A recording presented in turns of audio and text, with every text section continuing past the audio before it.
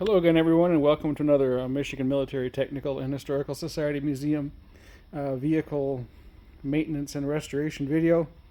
Back out here on the M37 tonight, dealing with the fuel system, the fuel tank leak that we got. So I was able to pick up a takeout fuel tank that looks like it's in pretty decent shape. So I'm kind of working on it, doing some prep work on it tonight, and just wanted to kind of take the opportunity to take a break here and talk to you a little bit about threaded inserts, or nutserts, or whatever you want to call them. So you can see here that we've got the hole for the center unit, the hole for the pickup, and this tank here had this other thing on it that's not on my other tank, so I'll probably have to make a block-off plate for it. I'm thinking that this may have been used in a generator or something. Not 100% sure, but and there's some surface. One of the things that you do when you're getting a used tank, always take a look inside. Grab my light here.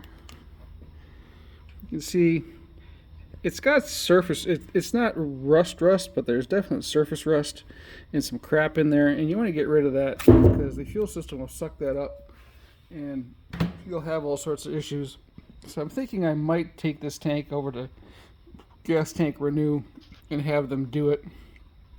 I haven't decided. I might do it myself. I don't know. Haven't really fully decided what I want to do yet. But I wanted to talk a moment about the inserts. So fuel pickup goes here, fuel sending unit goes here, and then oops, just dropped the washer. And then but this had a block off plate on it. Leads me to believe this was probably in a generator. But well, let's take a walk over here for a second. 1 second. So here's the old tank in the truck. You've got the access panel off in the bed so that we can get to the. So right here you can see this is your fuel feed. There's a vent return line and your fuel sending unit with your electrical connector, which is held in with a series of 1024 screws.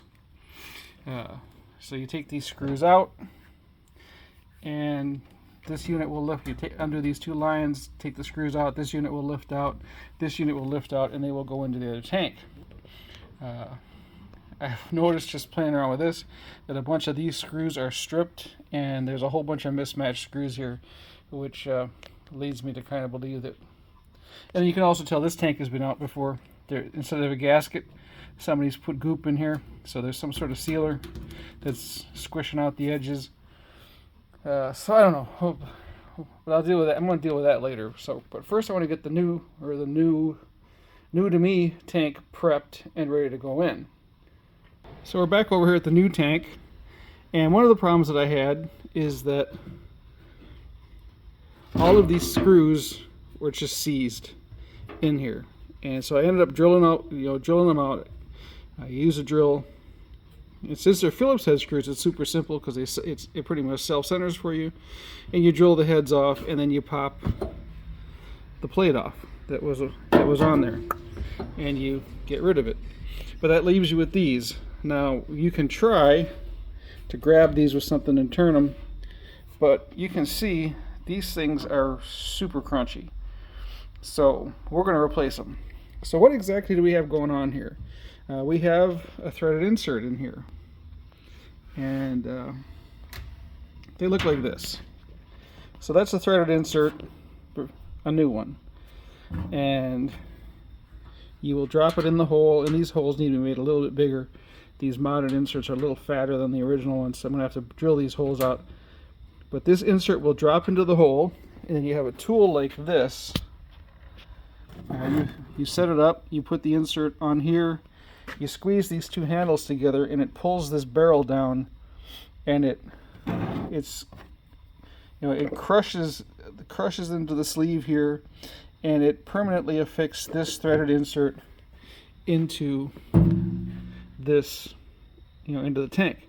This is great if you want to put machine screws into sheet metal. I know if you're doing put sheet metal screws in, you always have the chance that they're going to pull out. So if you want something stronger and you want to put a machine screw into a thin, something that's not thick enough to tap, your Nutsert is your baby. So readily available, a lot of places. I've been using these for years. I love them. And but what we had going on here is you can kind of look. So you can see the original Nutsert with the screw, with the original screw in it that I drilled, where I drilled the head off. And so how do you get that out of there? Well, that's actually quite simple. And I've done that over here. We kind of have a couple of stages. So there's your first stage, the screw with the head removed. Stage 2 is over here. We've ground it down and we've exposed the shoulder of the Nutsert. And then you come over like we do here, and you take that shoulder of the Nutsert off with your grinder to like this. You don't want to over grind it because you don't want to cut into the metal. So you just want to take it right to the point where, like it is here, where the shoulder is gone. And then once the shoulder is gone, you take your punch and your hammer and you give it a good whack, and that should just fall down. And there's a bunch of them laying inside there already, because I've already done these and I've already done all of these over here. So this basically your stages. Drill the screw out. I didn't take any pictures of this before I started drilling the screws out, but it looked pretty much like that one that we looked at over there, except the screws were completely seized and the heads were just stripped. So drill the head off, pop the plate off, expose the shoulder, remove the shoulder, drive the Nutsert through, and then once we're done, we're going to go through. We'll open these holes up a little bit to match the size of the new Nutserts. And I'm not going to do that because I don't have enough 1024 Nutserts left to complete this job. And I have found that when you order these things, they don't always come in the same size. Depending on where you source them from, there does not seem to be a real standard out there as to the size. There should be, but today you never know. So I'm going to order another set of Nutserts so I have enough. I'm going to order enough to do this job, so that way I know they're all the same and I don't have a bunch of hodgepodge nonsense. But most likely this is the brand I've been getting lately, the Nextac, and hopefully they will be the same as the ones I have, and it'll make life easy. But I'm not going to drill these holes or anything until I need 21 of them to do this job, and I'm going to place an order, get those 21 in, and then I will drill these out and put the new Nutserts in. I will probably drill them out, and then I will not put the Nutserts in until the gas tank is cleaned, and if I decide to get it lined or not. I haven't decided, so I have to get some estimates. So that's kind of where we're at with this. I figured this would be kind of cool for those of you. I know not everybody's familiar with Nutserts and how to work with them. They are a wonderful tool if you're doing fab work or something like this. Where you're mounting something into a piece of sheet metal and you want it to hold. So they're wondrous, and you should get yourself one of these cool tools. I think Harbor Freight has them. Harbor Freight sells the tool, but for some reason, at least the Harbor Freight by me does not sell the replacement Nutserts. I don't know why. They have the tool on the shelf, but they don't have the Nutserts on the shelf, which befuddles me. So, and I don't think this is not a Harbor Freight version. This is a different brand. I have a couple of these in different sizes because I have Nutserts going up to 1/2-20, and for those you need a set with a longer handle. So that's kind of what I got going on here.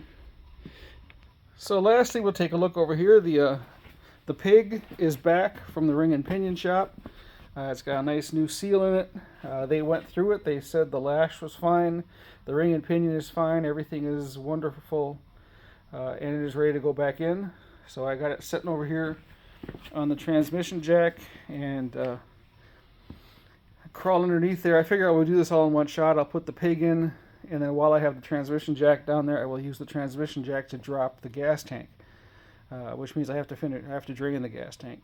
So, but this is back, and then the real fun and joy of putting this back in can commence. This thing is immensely heavy, and it's always fun, especially if you're working alone.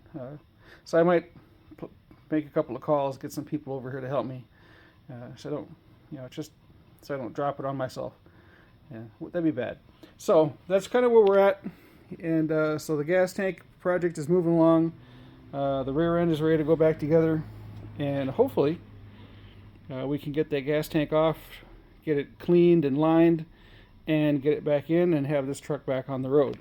So that was my little brief interlude on Nutserts, and then an update on the rear end. So again, if you're in the Metro Detroit area, stop in the museum, say hi.